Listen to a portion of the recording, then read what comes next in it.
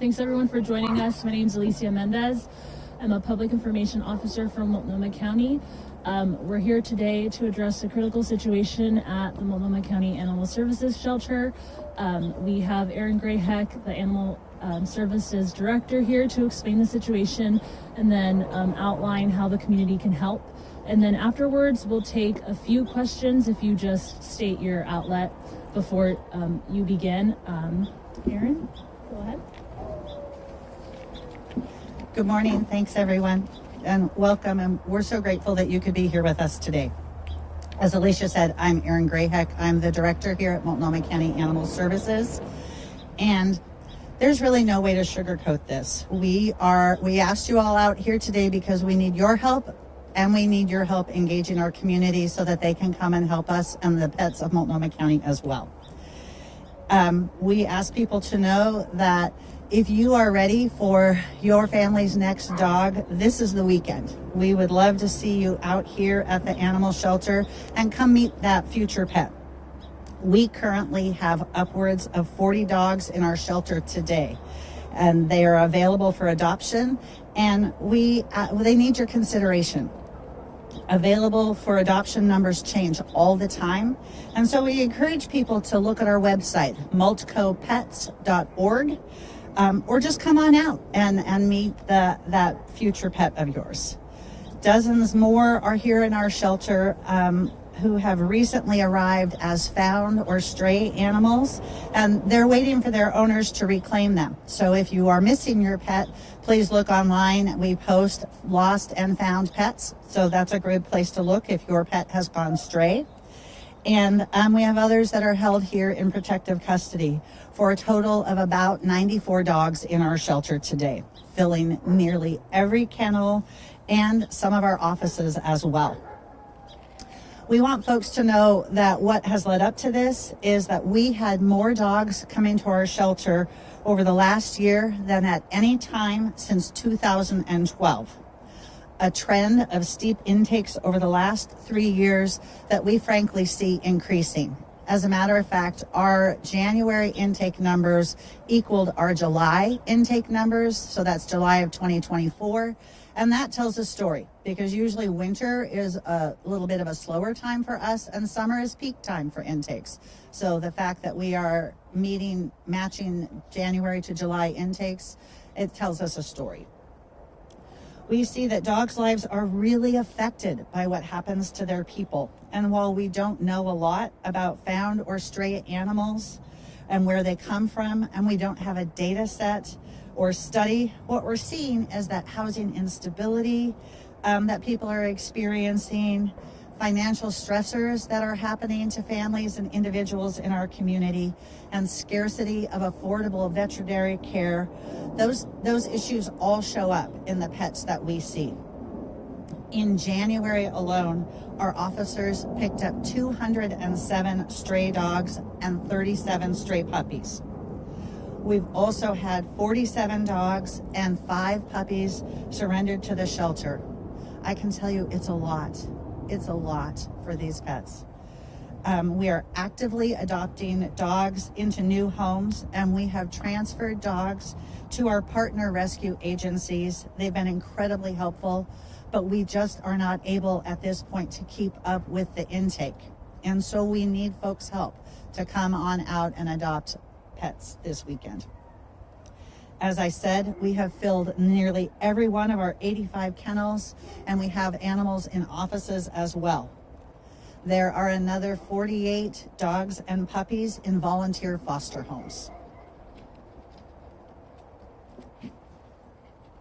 Sorry. But this is a public shelter, and that means our role is to take found animals, and that's why we need the public's help. When our kennel capacity is tight, we struggle to figure out how to take in that lost or stray animal. We struggle to figure out how to respond to pets that may create a public safety issue. So what we're saying to our community today and throughout the weekend and into next week, in all likelihood, is if you are thinking about adopting a pet, come out to the shelter and meet these animals. You can also go to multcopets.org and see photos and bios of the pets in our care that are available. We have adoption counselors here ready to help you find your match.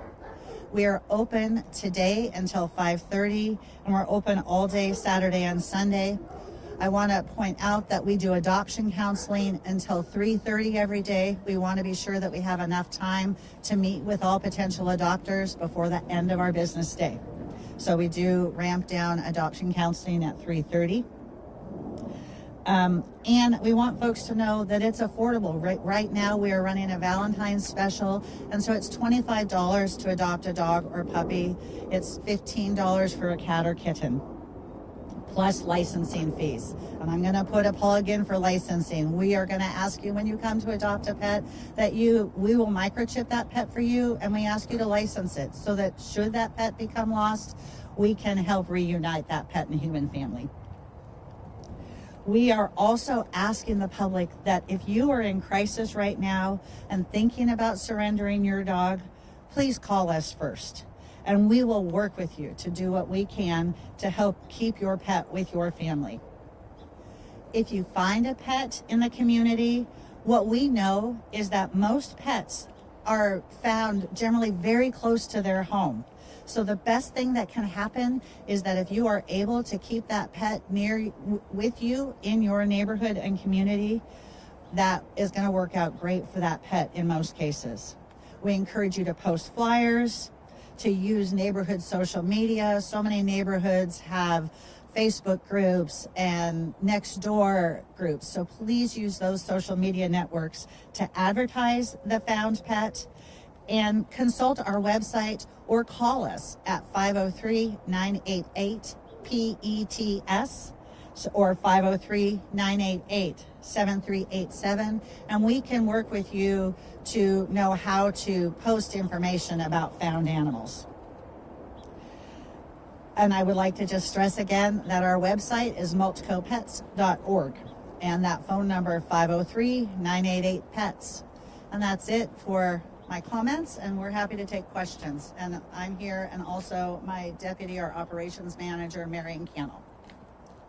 So there's no real pinpoint reason why you have so many.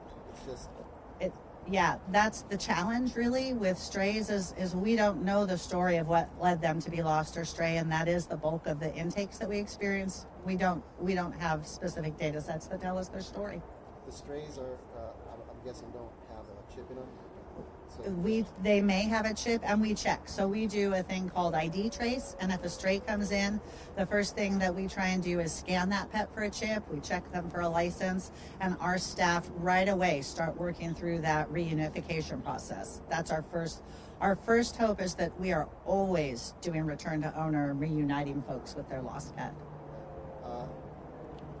It's pretty straightforward. You're full. We are full, and we need your help. The Super Bowl weekend. Yeah. Puppy Bowl. That Yes. brings attention to dogs. That's true. That's our hope. Yep. I don't know. I mean, you're full. We're full. That's all I keep hearing. Yeah. What Yeah. do you do? I mean, the dogs are still coming in. You're Max. You're doing the best you can with what you have. What do you do? The dogs keep coming in. You're right. It's a complex social issue, kind of as Aaron has described. It's something that the best we can do is try to make sure that we're able to get to know the pets as best as we can and try to find them homes that best match their needs. So that's why we have moments like this, because we want to call out to the community in full transparency that we need your help, because it's not just us, it's the whole community that I think we all get to come together and discuss pets that are here and try to find them placement options. You don't turn any away, even though you're full? We do have conversations with individuals if they are able to hold on to their pet for longer periods of time. So there might be people seeking our assistance where we identify that it's not a critical emergency and that they are able to hold on to their pets for longer. So we do ask people that they're able to hold on to pets. We do turn away individuals who don't reside in our county and the pets were not originally adopted from us. So there are at points times where we will turn people away, but for the most part, when animals come to our door, if they're ill, if they're injured, if they're in danger or a danger, they have to come here. So we try to make sure that we're able to prioritize our intakes with who's the most critical in need. Is Washington County having the same issue? I am actually not sure what their census is right now. Their operations are slightly different than ours, and they have fewer kennels. Fewer kennels. Yeah, they're smaller. We have seen an incredible response from our transfer partners, our local ASAP community. We are seeing that the general census of our partners is that they're also very full at capacity with animals, which is why I don't think this is a problem specific to Multnomah County. Coming from Texas, I can tell you pet overpopulation is a really big problem there as well, and I would say significantly in Texas. But I really think it's a nationwide problem that we're seeing right now in animal welfare across the board. And I would say, that's why some of you came out to the media event that we had at Oregon Humane in the fall, and we did an all-network adoption event. So even back in the fall, we were all experiencing higher kennel census than we were comfortable with, and we worked together as a network to tell the story that this is a group of agencies who are committed to the health and well-being of the pets in the metro area and our county partners and nonprofit partners. So it's also an economic issue for some people? We believe that that's true. Because they just can't afford to keep them. Yeah, veterinary care is expensive. Everything is expensive. Is this also a pandemic? People went out and got animals. It's really hard to pinpoint it to Right. things like that. To be honest, I don't find that to be the primary reason why pets come to our shelter. I would probably pinpoint it more on and I keep saying pinpoint, but I think really you can't.